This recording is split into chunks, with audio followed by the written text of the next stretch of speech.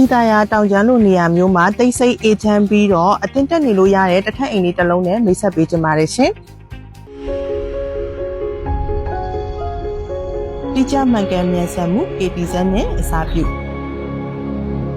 မင်္ဂလာပါ KTZ ရဲ့ချမ်းမြေမှာကြိုဆိုပါရရှင်ဒီအိမ်လေးရဲ့ဒီနေရာကတော့မိထီလာမျိုးပြည်သားရတောင်6လမ်းနဲ့9လမ်းကြားမှာတည်ရှိပြီးတော့တမာတိကိုပိုင်အထက်တန်းကျောင်းနဲ့လည်းနီးပါတယ်ရှင်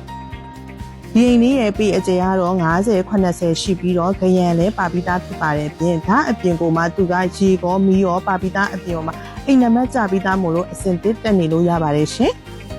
ပတ်ဝန်းကျင်ကလည်းတိတ်ဆိတ်ပြီးတော့အေးဆေးဆေးနေကျင်တဲ့သူတွေအတွက်လည်းလုံးဝအဆင်ပြေပါတယ်ဒါအပြင်သူကဘေးမှာလည်းကျောင်းနေဆိုင်နေရှိတဲ့အတွက်မြို့ထဲနဲ့လည်းလုံးဝအလန့်မဝေးပါဘူးရှင်ဒီဝိုင်းလေးရဲ့ဈေးနှုန်းလေးကတော့3,000ပဲဖြစ်ပါရဲ့ရှင်ဒီဝိုင်းလေးကိုစိတ်ဝင်စားလို့ဆက်သွယ်ဝယ်ယူခြင်းနဲ့ဆိုလို့ရှိရင်တော့အောက်ပါဖုန်းနံပါတ်လေးကိုဆက်သွယ်လိုက်ပါရှင်